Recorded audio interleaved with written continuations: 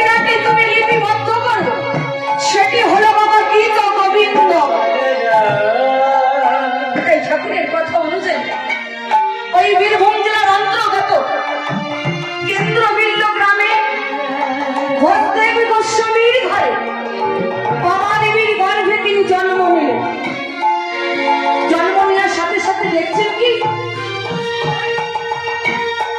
আস্তে আস্তে মাতৃকোলে বড় হচ্ছে।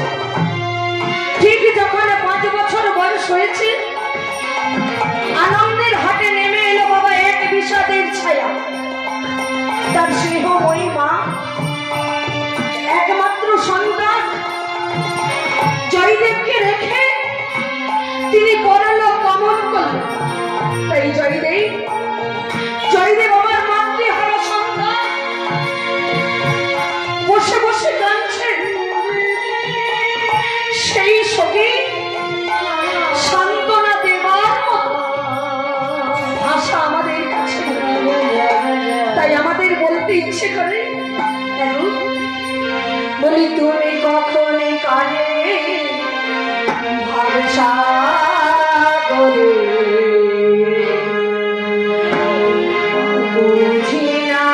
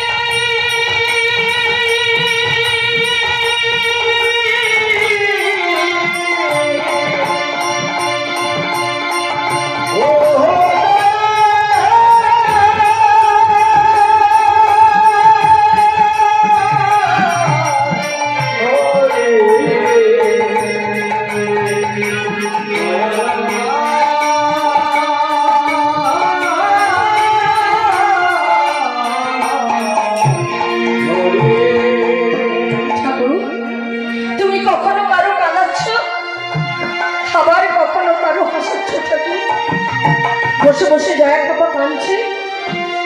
ভজদেব গোস্বামী গিয়ে বলছে, আরে তোকে তোর মা রেখে চলে গেলেও আমি তো আছি, তাই না তুই আমার পক্ষে সীতা, আমার এই মায়ের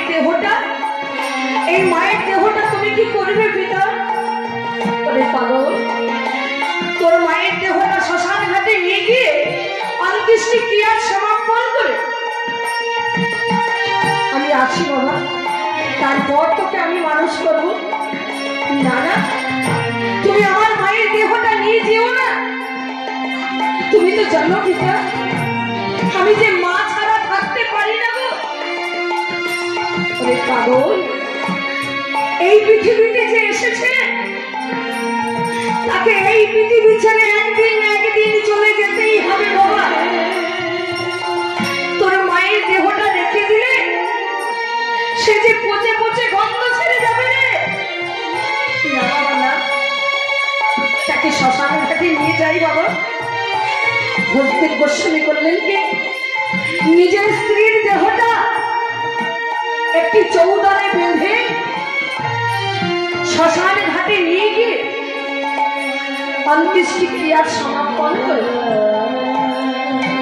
জয়া খাতাকে পক্ষে জড়িয়ে ধরে বলছে, ওরে তোকে বাবা মানুষের মতো মানুষ হতে হবে, লেখাপড়া শিখতে হবে, পাণ্ডিত্য অর্জন করতে হবে বাবা।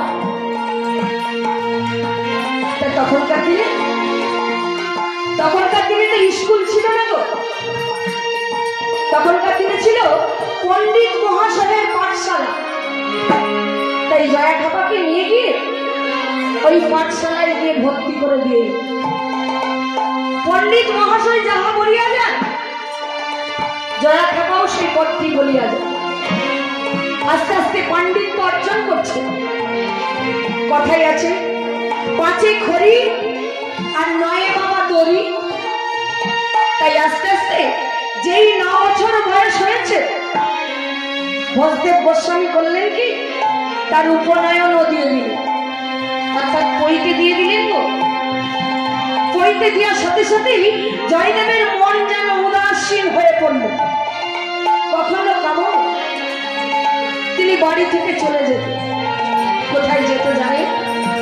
যেখানে এমন হরিনাম চলছে, খ্যাপামো ভাব নিয়ে সেই মন্দিরের পাশে গিয়ে বসে বসে বাবার নাম করছে। কেমন হবে গো? হরে কৃষ্ণ হরে কৃষ্ণ কৃষ্ণ কৃষ্ণ হরে হরে, হরে রাম হরে রাম রাম রাম হরে হরে, হরে কৃষ্ণ হরে কৃষ্ণ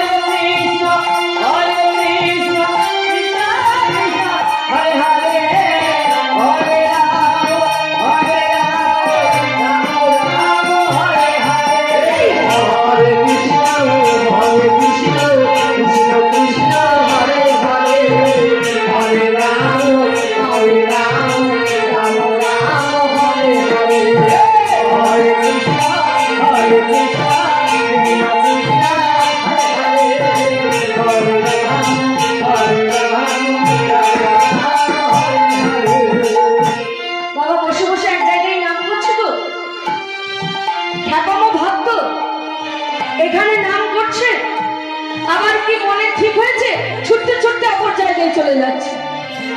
প্রতিবেশীরা গিয়ে বলছে, হ্যাঁ রে এই পাগল, তুই আজ এখানে কাল ওখানে, তোর পিতার তো বয়স হয়েছে, তোর পিতাকে কিছু সেবা যত্ন কর, এবং তুই তোর পিতাকে গিয়ে জিজ্ঞাসা কর তোর জন্য তোর পিতা কি রেখে যাচ্ছে। সত্যি তো, আমি তো পিতার একমাত্র সন্তান গো। ছুটতে ছুটতে পিতার কাছে গিয়ে বলছি, পিতা ও পিতা, বলো বলো, আমি তো তোমার একমাত্র সন্তান, তুমি আমার জন্য কি রেখে যাচ্ছ? তোদের পাগল ছেলে, আমার হলে তুই ব্রাহ্মণ সন্তান, তোর জন্য রেখে যাচ্ছি ত্রিসন্ধ্যা গায়ত্রী, আর রেখে যাচ্ছি হরিনাম সংকীর্তন। দেখবি তোর কোনদিন বাবা অভাব হবে না। আর শোন বাবা,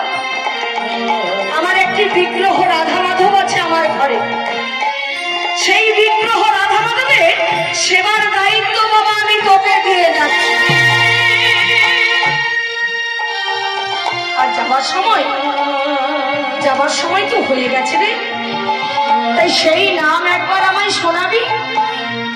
পিতা, তুমি নাম শুনবে? তাই পিতার সম্মুখে বসে পিতাকে নাম শোনাচ্ছে।